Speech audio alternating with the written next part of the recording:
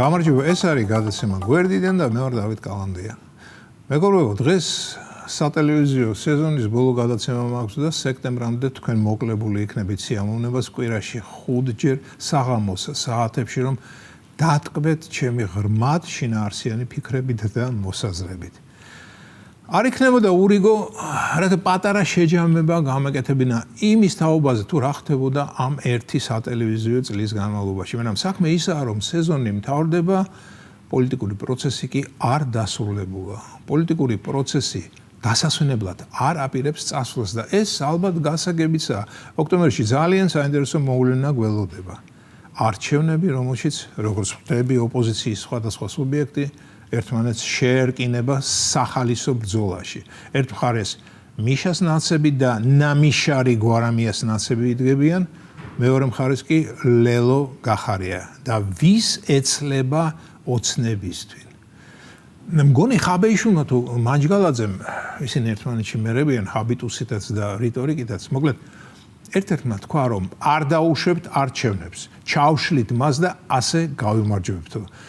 და ეს, როგორც ვფიქრობ, სწორედ რომ გახარია ლელოს მისამართით იყო ნათქვამი, რადგან გახარია ლელო მათი თამაშის წესებით არ თამაშობს. გასაგებია, რატომაც არა. მათ სამყაროს უნდათ ანახონ, რომ დამოუკიდებელ ძალას წარმოადგენენ, თუმცა არჩევნებში მონაწილეობა არ მონაწილეობა მათ დამოუკიდებელ და ახალ ძალად მაინც არ აქცევს. შიგთავსი მაინც ნაცური აქვთ, ასე რომ ჯამი არ იცვლება. როგორ აპირებენ ხაბეიშვილ მანჯგალაძეები არჩევნების ჩაშლას, არ ვიცი. შეიძლება ყველაზე კრიტიკულ მომენტში შევარდებიან საარჩევნო უბნებში და ურნას წაბილწავენ. წაბილწვის მეთოდებზე ლაპარაკს არ დავიწყებ, თქვენი ფანტაზიისთვის მიმინდვია ეს ქმედება.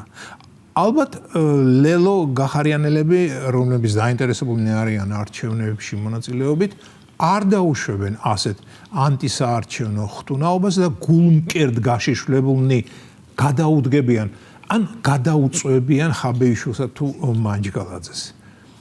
და ოცნება რა შვება ამ დროს? არაფერს. ოცნება მშვიდად მიდის არჩევნებზე, გვერდიდან უყურებს ამათ კინკლაობას და თავის საქმეს აკეთებს. ანუ ისევ იგებს არჩევნებს. მოკლედ, არაფერი ახალი ჩვენი პოლიტიკური მზის ქვეშ. დრომიდის, დრომოდის, ეს ამაოება კი უცვლელია უკუნისამდე. და ხომ წარმოგიდგენიათ არჩევნების შედეგების კვალ-დაკვალ დასავლეთი მორიგი შეშფოთების რა ტალღებს ააგორებს. ისე კი მართლა აღსანიშნავია, დასავლეთს რაც კარგად გამოსდის, ეს ღრმა შეშფოთების გამოხატვა. სხვათა შორის ჯერჯერობით არაფერი გამიგია დასავლელი ძალად უფროსი ძმებისა და დებისგან მომავალი არჩევნების შესახებ. ისინი ჯერ შარჩანდელ საპარლამენტო არჩევნებში არიან ჩარჩენილები. ვერ მოუნელებიათ, რომ წააგეს და აგრძელებენ მითითებების გაცემას, თუ როგორ უნდა დავნიშნოთ და ჩავატაროთ უკვე ჩატარებული არჩევნები. ახალი არჩევნების შემდეგ კი შაკი კი გაუორმაგდებათ. ახლა უკვე ადგილობრივი არჩევნების თავიდან დანიშვნა და ჩატარების მოთხოვნა დაემატებათ. მეგობრებო, ძალიან მინდა რომ მოვიდეს ესეთი დრო, როდესაც პოლიტიკაზე აღარ მექნება სალაპარაკო, რომ ქვეყანაში დადგეს დიდი ხნის ნანატრი სიმშვიდე, სიამტკბილობა, რომ ოპოზიციური პარტიები და მმართველი ძალა ერთმანეთის დანახვაზე ფარ ხმლისკენ კი არ იწევდნენ, არამედ ტკბილად ესალმებოდნენ ერთი მეორეს და პურის ყუას თანაბრად იყოფდნენ. მაგრამ ამ დრომდე ჯერ ბევრი გვიკლია. სანამ გადაცემა დაიწყებოდა, ვფიქრობდი, რომელი მოვლენა გახდა ჩემთვის ყველაზე უცნაური მეთქი ამ წლის მანძილზე და ბოლოს ავირჩიე ერთი.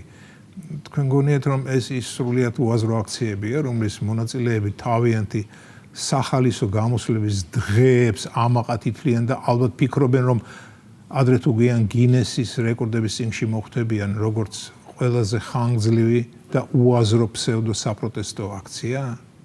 არა, მეგობრებო.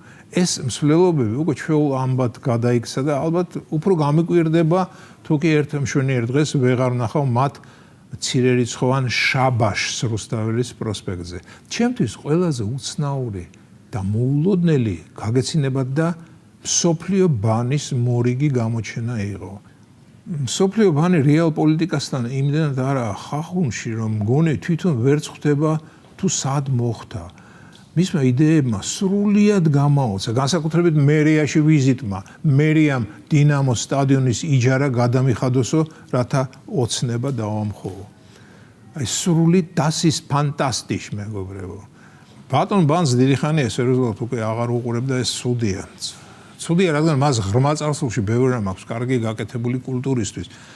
ესაა ჩემთვის ყველაზე საწყენი, როდესაც გამოჩენილი და მართლაც დამსახურებული ადამიანი უცებ გადაუხევს ლოგიკურ გზას და სადღაც აბსურდის ჭაობში აღმოჩნდება. დიახ, ბურჭულაძისგან საწყენია ეს. აბა მანჯგალაძე ხაბეიშვილისგან და ხოშტარია ფუფხაძისგან იგივე საქციელი იქნებოდა სრულიად ბუნებრივი და არ გასაკვირი, რადგან მათ სხვა არაფერი იციან.